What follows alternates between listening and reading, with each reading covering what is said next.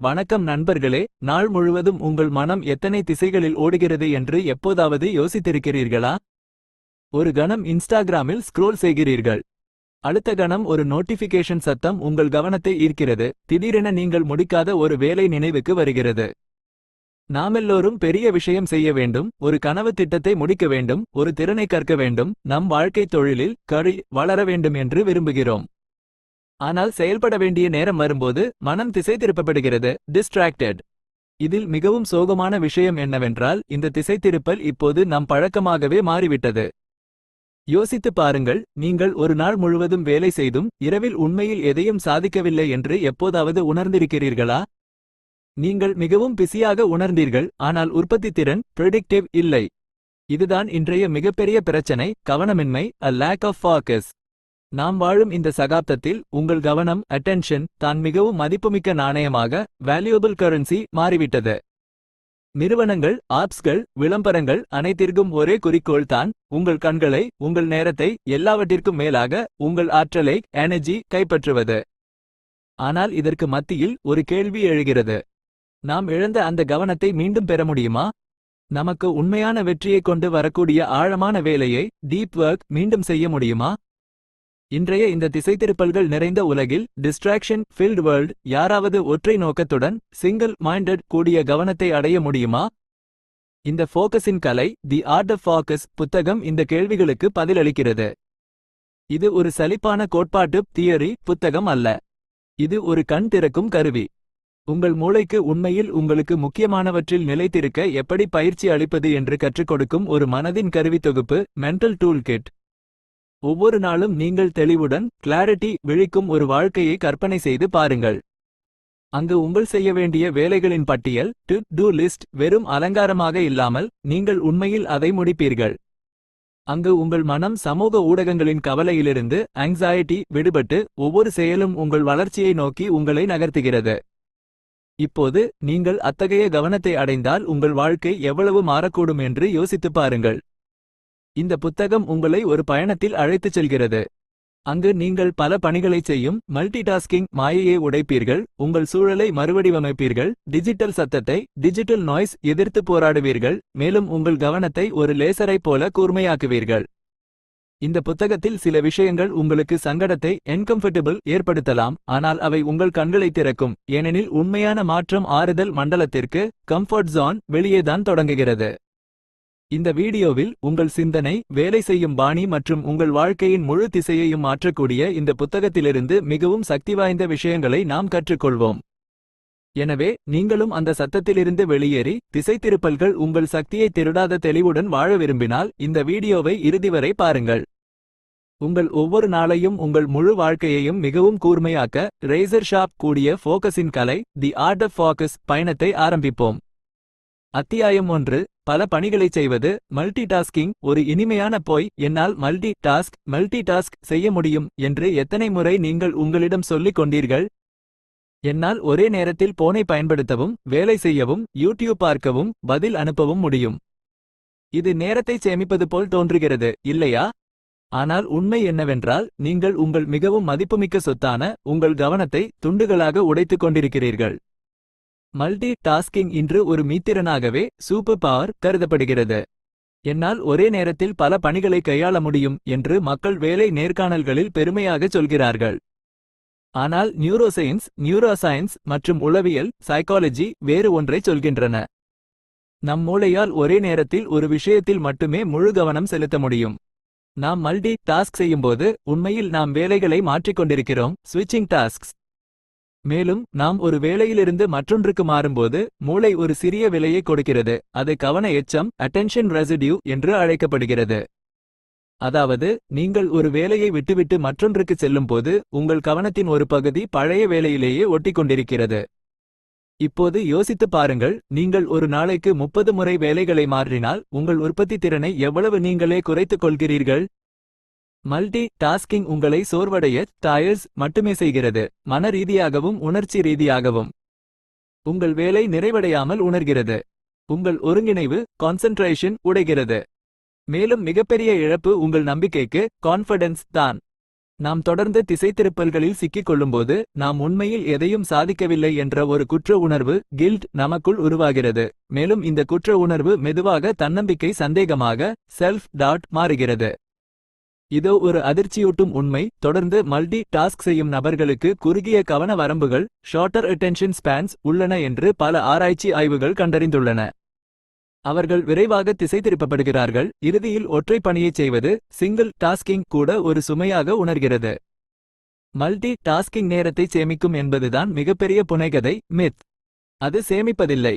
அது உங்கள் முடிவுகளின் தரத்தை குவாலிட்டி குறைக்கிறது. நீங்கள் அதிகமாக செய்யவில்லை, நீங்கள் அதிகமாக ஆனால் குறைந்த தரத்துடன் செய்கிறீர்கள். இப்போது ஒரு அறுவை சிகிச்சை நிபுணர், ஒரு விமானி அல்லது ஒரு சிப்பாய் மல்டி டாஸ்க் செய்தால் அவர்களை நீங்கள் நம்புவீர்களா? இல்லை, சரியா? அப்படியானால் உங்கள் மிக முக்கியமான முடிவுகளையும் இலக்குகளையும் எப்படி ஒரு திசைதிருப்பப்பட்ட மனதிடம் ஒப்படைக்க முடியும்?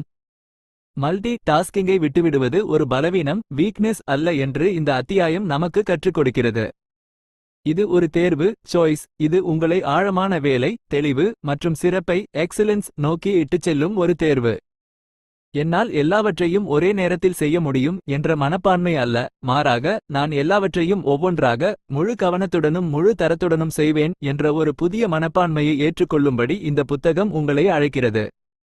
ஏனென்றால் நீங்கள் ஒவ்வொரு வேலையையும் முழுமையான பிரசன்னத்துடன் ஃபுல் பிரசன்ஸ் செய்யும்போதுதான் நீங்கள் உண்மையான கவனம், உண்மையான சக்தி மற்றும் உண்மையான திருப்தியை காண்கிறீர்கள்.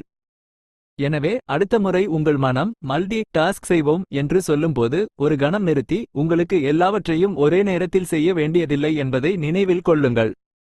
நீங்கள் ஒரு விஷயத்தை மட்டுமே முடிக்க வேண்டும். அத்தியாயம் 2. கவனத்தின் பின்னால் உள்ள அறிவியல். நாம் ஒரு வேலையில் ஆழமாக மூழ்கும்போது நேரம் பறப்பது போல் ஏன் உணர்கிறோம் என்று எப்போதாவது யோசித்திருக்கிறீர்களா? சில சமயங்களில் கடிகாரம் நின்றுவிட்டது போல் அல்லது நாம் வேறு உலகிற்குள் நுழைந்துவிட்டது போல் உணர்கிறோம்.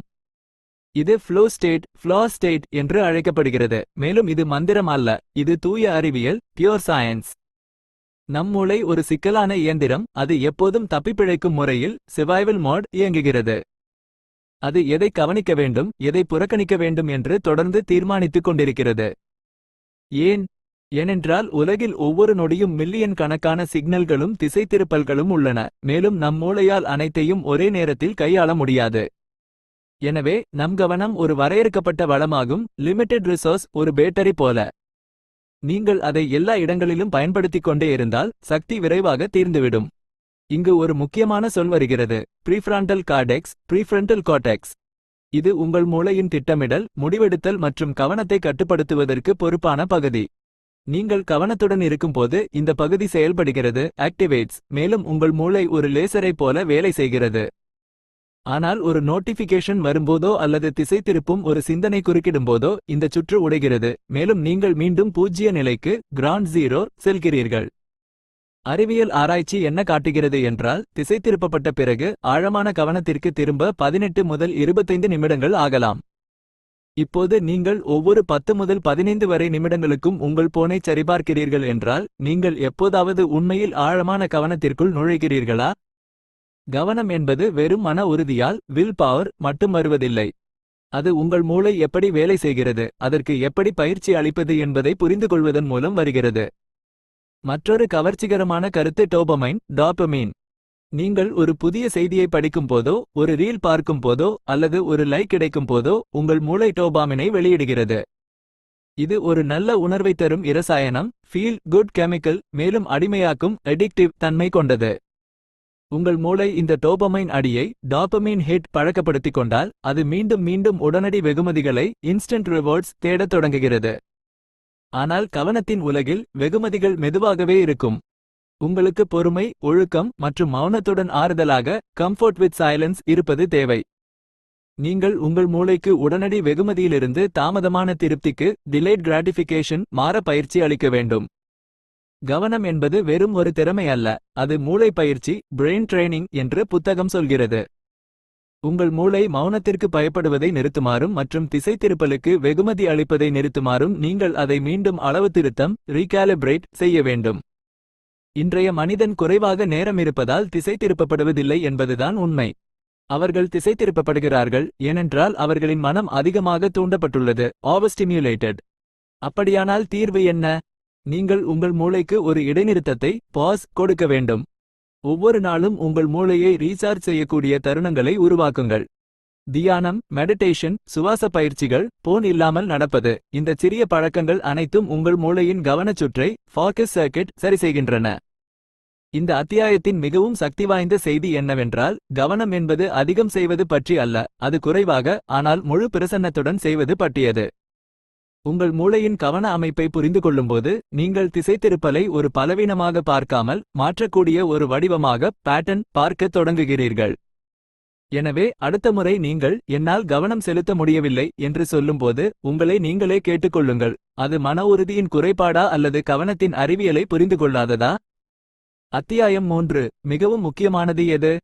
உங்கள் முன்னுரிமைகளை அடையாளம் காணுதல். இன்று நீங்கள் எழுந்தவுடன் செய்த முதல் விஷயம் என்ன? நீங்கள் வாட்ஸ்அப்பை சரிப்பா பார்த்தீர்களா? இன்ஸ்டாகிராமில் ஸ்க்ரோல் செய்தீர்களா? அல்லது நேரடியாக ஒரு வேலையில் மூழ்கினீர்களா? இப்போது யோசித்துப் பாருங்கள், அந்த வேலை உண்மையில் முக்கியமானதா, இம்பார்ட்டன்ட் அல்லது அவசரமாக அர்ஜென்ட் தோன்றியதா?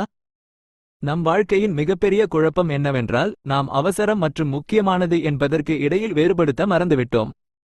நாம் நாள் முழுவதும் ஏதோ ஒன்றை செய்து கொண்டே இருக்கிறோம். நாம் பிஸியாகவே இருக்கிறோம்.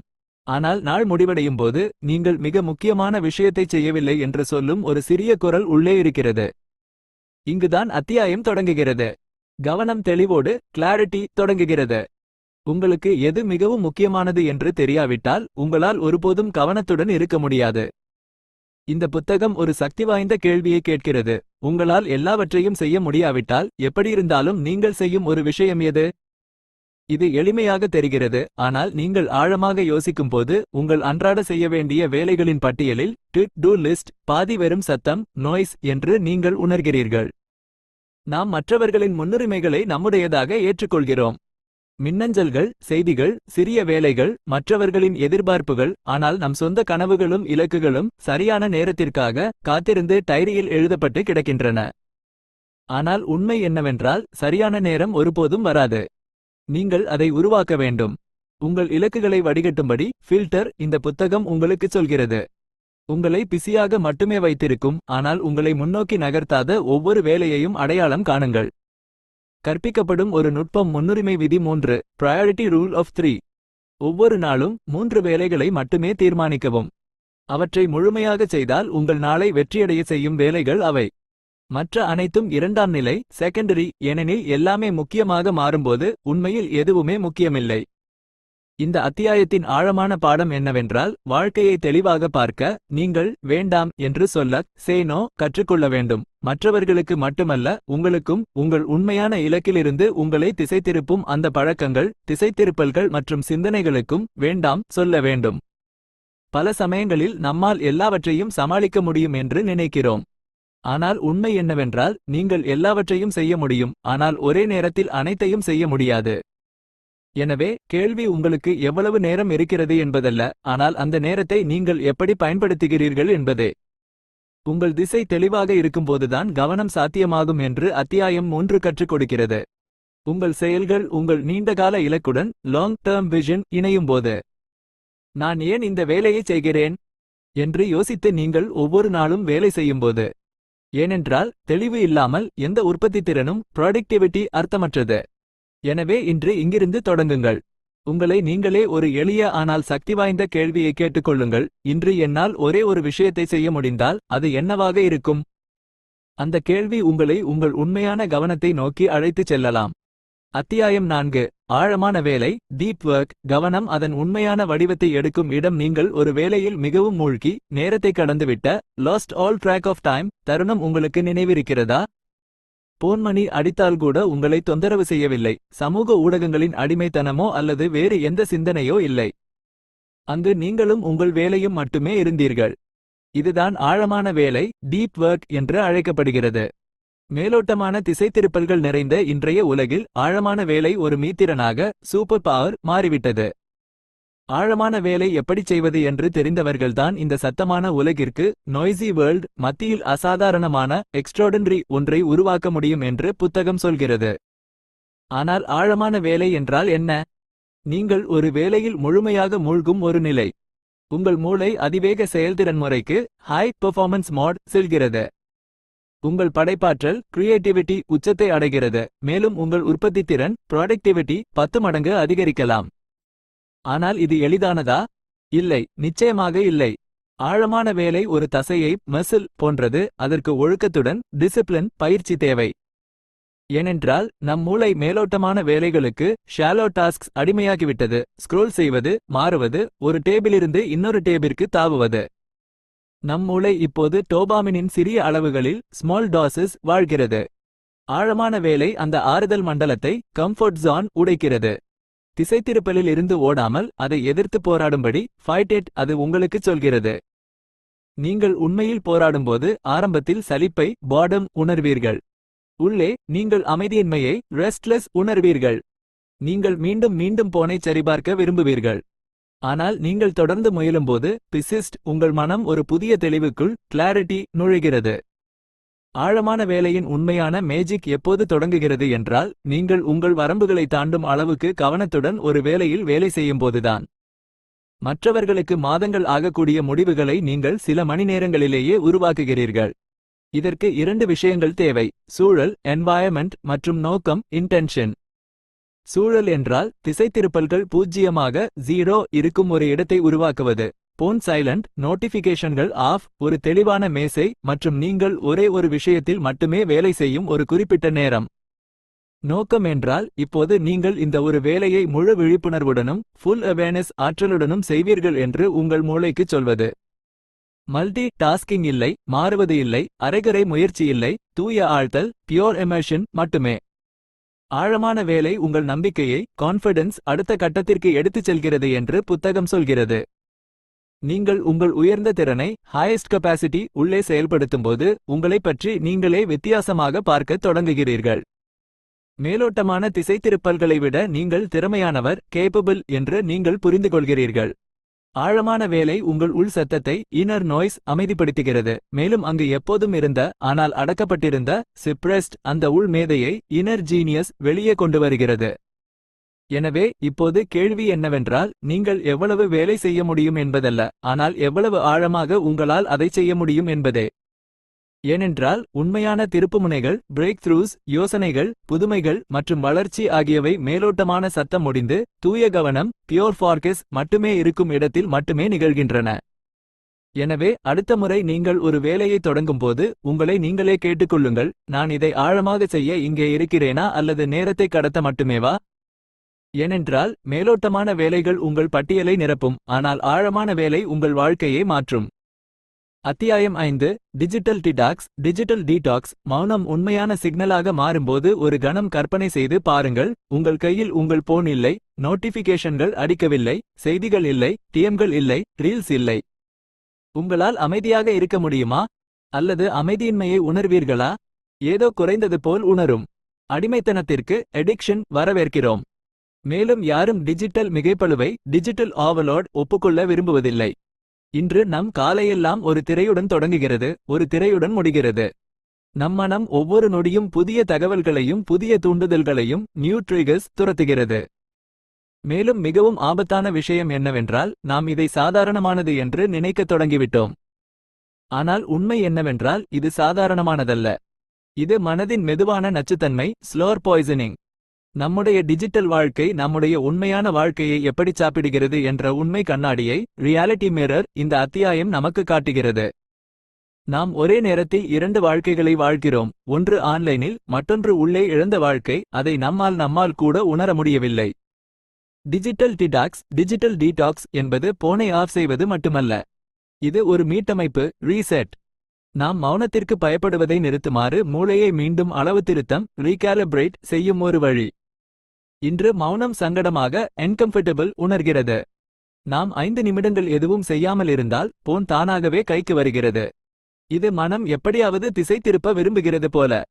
ஆனால் புத்தகம் மௌனம் வெற்று எம்டி அல்ல என்று சொல்கிறது. அது பதில்களால் நிறைந்தது, ஃபுல் ஆஃப் ஆன்சர்ஸ். நீங்கள் டிடாக்ஸ் செய்யும்போது முதலில் விலகல் அறிகுறிகள் வித்ட்ரோல் சிம்டம்ஸ் வரும். ஃபாமோ, ஃபியர் ஆஃப் மிஸ்ஸிங் அவுட், சலிப்பு, கவலை. ஆனால் நீங்கள் தொடர்ந்து முயலும்போது நீங்கள் புதிய ஒன்றை உணர்கிறீர்கள். தெளிவு, கிளாரிட்டி. உங்கள் சிந்தனை தெளிவாகிறது. உங்கள் மனம் வேகமாகச் செயலாக்குகிறது, மேலும் உண்மையான தருணங்களில் ரியல் மொமெண்ட்ஸ் பிரசன்னத்தை உணரத் தொடங்குகிறீர்கள். கவனம் விலைமதிப்பற்றது, பிரைஸ்லெஸ் என்றும் ஸ்க்ரோல் கலாச்சாரத்திற்கு ஸ்க்ரோல் கல்ச்சர் கொடுக்கப்படும் ஒவ்வொரு நொடியும் ஒரு மௌனமான தற்கொலை, சைலண்ட் சூசைட் போன்றது என்றும் டிஜிட்டல் டிடாக்ஸ் உங்களுக்கு கற்றுக் கொடுக்கிறது. இப்போது கேள்வி என்னவென்றால், எப்படி டிடாக்ஸ் செய்வது? இந்த புத்தகம் நடைமுறை படிகளை வழங்குகிறது. சமூக ஊடகங்களை குறிப்பிட்ட நேரங்களில் மட்டுமே பயன்படுத்துங்கள், எல்லா நேரமும் அல்ல. ஒவ்வொரு நாளும் ஸ்கிரீன் இல்லாத சில மணி நேரங்கள், நோ ஸ்கிரீன் ஹவர்ஸ் இருக்கட்டும். அங்கு நீங்களும் உங்கள் சிந்தனைகளும் மட்டுமே. நோட்டிபிகேஷன்களை ஆஃப் செய்யுங்கள். நினைவில் கொள்ளுங்கள், நீங்கள் தொழில்நுட்பத்தின் எஜமானர், மாஸ்டர், அது உங்கள் எஜமானர் அல்ல. மிகவும் முக்கியமாக, சலிப்பை அனுமதிக்கவும். அலார் பாடம், ஏனென்றால் அங்கிருந்துதான் படைப்பாற்றல், கிரியேட்டிவிட்டி வருகிறது. நீங்கள் உங்கள் போனை விலக்கி வைக்கும் ஒவ்வொரு முறையும் உங்கள் உண்மையான சுயத்திற்கு, ரியல் செல்ஃப், நெருக்கமாக வருகிறீர்கள். எனவே அடுத்த முறை உங்கள் மனம் போனை எடுக்க முயலும்போது நிறுத்தி கேளுங்கள், நான் எதையாவது மறந்து விடுவேனோ என்று பயப்படுகிறேனா அல்லது என்னை நானே சந்திப்பதில் பயப்படுகிறேனா? ஏனென்றால் டிடாக்ஸ் என்பது போனை பற்றியது அல்ல, அது உங்களுடன் நீங்களே மீண்டும் இணைவதற்கான ரீகனெக்டிங் வித் யோர்செல்ஃப் ஆரம்பம். அத்தியாயம் 6. சரியான நேரத்தில் நேரத்தை கையாளுதல். Mastering time. ஒரு நாளில் எல்லோருக்கும் 24 மணி நேரம் மட்டுமே இருக்கிறது என்று எப்போதாவது யோசித்திருக்கிறீர்களா? அதிகமாகவும் இல்லை, குறைவாகவும் இல்லை. இருப்பினும் சிலர் இந்த 24 மணி நேரங்களில் சரித்திரம் படைக்கிறார்கள், மேக் ஹிஸ்டரி. சிலர் புகார் மட்டுமே கூறுகிறார்கள். அப்படியானால் என்ன வித்தியாசம்? வித்தியாசம் நேரத்தை கையாள்வதில், டைம் மாஸ்டரி, உள்ளது. கவனம் என்பது வெறுமனே திசைத்திருப்பல்களை அகற்றுவது மட்டுமல்ல. நீங்கள் உங்கள் நேரத்தை ஆளக் கமாண்ட் கற்றுக்கொள்ளும்போதுதான் கவனத்தின் உண்மையான வடிவம் தொடங்குகிறது. நாம் நேரத்தின் எஜமானர்கள் அல்ல, நாம் அதன் அடிமைகள், ஸ்லேவ்ஸ் ஆகிவிட்டோம் என்ற உண்மையை இந்த அத்தியாயம் வெளிப்படுத்துகிறது. ஒவ்வொரு காலையிலும் நாம் எழுந்திருக்கும்போது நம் நேரம் ஏற்கனவே முன்பதிவு புக்ட் செய்யப்பட்டுள்ளது. போன், செய்திகள், சமூக ஊடகம், மற்றவர்களின் முன்னுரிமைகள். நாம் நாள் முழுவதும் திசை இல்லாமல் ஓடுகிறோம். நாள் முடிவடையும்போது நான் இன்று உண்மையில் என்ன செய்தேன் என்ற ஒரு பெரிய குற்ற உணர்வு, ஹெவி கில்ட் ஏற்படுகிறது. நேரத்தை கட்டுப்படுத்த முதலில் நீங்கள் உங்களை கட்டுப்படுத்த வேண்டும். கண்ட்ரோல் யோர்செல்ஃப் என்று புத்தகம் சொல்கிறது. மேலும் கட்டுப்பாடு நோக்கத்திலிருந்து இன்டென்ஷன் வருகிறது. ஒவ்வொரு காலையிலும் உங்கள் நேரம் எங்கு செல்லும் என்பதை நீங்கள் தீர்மானிக்கிறீர்கள், இல்லையெனில் உலகம் உங்களுக்காக தீர்மானிக்கிறது. நேரத்தை கையாளுதல் என்பது ஒரு திறமை மட்டுமல்ல, இது ஒரு மனப்பான்மை, மைண்ட் செட். நீங்கள் நேரத்தை உணர்வதில்லை, நீங்கள் அதை வடிவமைக்கிறீர்கள், டிசைன். இங்கு ஒரு சக்திவாய்ந்த முறை கொடுக்கப்பட்டுள்ளது. நேரத்தை துண்டுகளாக்குவது, டைம் பிளாக்கிங். நீங்கள் உங்கள் நாளை துண்டுகளாக, ஸ்லாட்ஸ், பிரிக்கிறீர்கள். ஒவ்வொரு துண்டுக்கும் ஒரு தெளிவான நோக்கம், கிளியர் பர்பஸ் உள்ளது. வேலை, கற்றல், ஓய்வு, ஆழமான வேலை, ஏன் சலிப்பு கூட. நேரம் காலியாக இல்லாதபோது, when no time is free, எந்த நேரமும் தவறாக பயன்படுத்தப்படுவதில்லை, மிஸ்யூஸ்ட். பிஸியாக இருப்பது, பீங் பிஸி, ஒரு சாதனை, அச்சீவ்மெண்ட் அல்ல என்பதையும் இந்த அத்தியாயம் வெளிப்படுத்துகிறது. நீங்கள் எப்போதும் வேலையாக இருந்தால் நீங்கள் உங்களை விட்டு ஓடுகிறீர்கள், ரன்னிங் அவே ஃப்ரம் யோர்செல்ஃப். நேரத்தை கையாளுதல் உங்களுக்கு வேண்டாம் என்று சொல்வது, சேயிங் நோ, தான் நேரத்தை சேமிக்க மிக முக்கியமான வழி என்று கற்றுக் கொடுக்கிறது. நீங்கள் மற்றவர்களுக்கு கொடுக்கும் ஒவ்வொரு ஆம் உங்கள் நேரத்தின் ஒரு பகுதியை குறைக்கிறது. Cuts a part. ஒவ்வொரு நிமிடத்தின் மதிப்பையும், வேல்யூ, புரிந்து கொள்ளுங்கள், ஏனென்றால் நேரம் ஒருபோதும் திரும்பி வராது. இழந்த நேரத்தை எந்த வருத்தமும், ரிக்ரெட், திரும்ப கொண்டு வர முடியாது. உங்கள் நேரத்தை எப்படி பார்க்க விரும்புகிறீர்கள் என்று புத்தகம் கேட்கிறது. ஒரு நாணயமாகவா, கரன்சி, அல்லது ஒரு குழப்பமாகவா, கேயாஸ்? பின்னர் திசைத்திருப்பல்களுக்கு இடமில்லாத வகையில் உங்கள் நாளை எப்படி தெளிவுடன் வடிவமைப்பது என்று அது கற்றுக் கொடுக்கிறது. மற்றொரு ரகசிய உத்தி ஆற்றல் பொருத்தம், எனர்ஜி மேட்சிங். அனைவரின் ஆற்றல் சுழற்சியும், எனர்ஜி சைக்கிள், வேறுபட்டது. சிலர் காலையில் சுறுசுறுப்பாக இருப்பார்கள், சிலர் மதியம். நேரத்தை கையாளுதல் என்பது கடிகாரத்தை கட்டுப்படுத்துவது மட்டுமல்ல, அது உங்கள் ஆற்றல் சுழற்சியை அறிந்து கொண்டு அதை விவேகத்துடன், வாய்ஸ்லி, பயன்படுத்துவது. எனவே அடுத்த முறை உங்களுக்கு நேரம் இல்லை என்று நீங்கள் சொல்லும்போது நிறுத்தி கேளுங்கள், எனக்கு உண்மையில் நேரம் இல்லையா, அல்லது என்னை நான் ஒரு முன்னுரிமையாக, பிரையாரிட்டி ஆக்கவில்லையா? ஏனென்றால் நேரம் அனைவருக்கும் சமமானது, ஆனால் தங்கள் நிபந்தனைகளின்படி, ஆன் தேர் டெர்ம்ஸ், அதை பயன்படுத்துபவர்கள் இந்த உலகில் வித்தியாசமாக மாறுகிறார்கள். அத்தியாயம் 7. கவனத்தின் உள் விளையாட்டு, the inner game of focus. உண்மையான போர் மனதின் உள்ளே தான். ஒரு வேலையை தொடங்குவதற்கு முன்பே எப்போதாவது கைவிட்டிருக்கிறீர்களா? Given up. அந்தச் சிறிய குரல், உன்னால் முடியாது, இது உன் சக்திக்குள் இல்லை, அல்லது இன்ஸ்டாகிராம் பார்த்துவிட்டு பிறகு செய்வோம் என்று சொல்லும். இதுதான் உள் விளையாட்டு, இன்னர் கேம். கவனம் வெளியில் உள்ள சத்தம், போன்கள், ஆப்ஸ்கள் அல்லது திசைத்திருப்பல்களால் உடைக்கப்படுவதில்லை. அது தன்னம்பிக்கை, சந்தேகம், செல்ஃப் டவுட், அதிகமாக சிந்தித்தல், ஓவர்திங்கிங் மற்றும் உள் எதிர்ப்பு, இன்டர்னல் ரெசிஸ்டன்ஸ் ஆகியவற்றால் தான் அதிகம் உடைகிறது. உங்கள் மனம் தெளிவாக இல்லாதபோது, நாட் கிளியர், எந்த நுட்பமும் அல்லது உற்பத்தித்திறன் ஹேக்கும் வேலை செய்யாது. உள்கவனம், இன்னர் ஃபோக்கஸ், தான் அனைத்து வெளிப்புற செயல்திறனுக்கும் ஆர்டர் பெர்ஃபார்மன்ஸ் அடித்தளம் என்று புத்தகம் சொல்கிறது.